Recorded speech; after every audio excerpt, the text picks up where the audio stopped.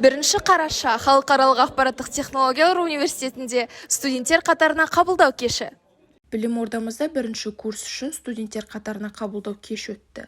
Бұл күн білім алушыға таңдаған мекемесінде даму сапарының бастапқы нүктесі.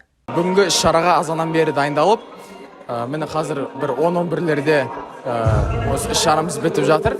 Менің ойымша іс-шара өте жақсы өтті деп ойлаймын. Студенттерге ұнады деп ойлаймын, үміттенемін. Және осы іс-шара студенттердің жүректеріне қалады деп үміттенемін соған сенімдімін. Кеш Асқар Құсыпбекұлының жылы сөздерімен құттықтауларынан басталды.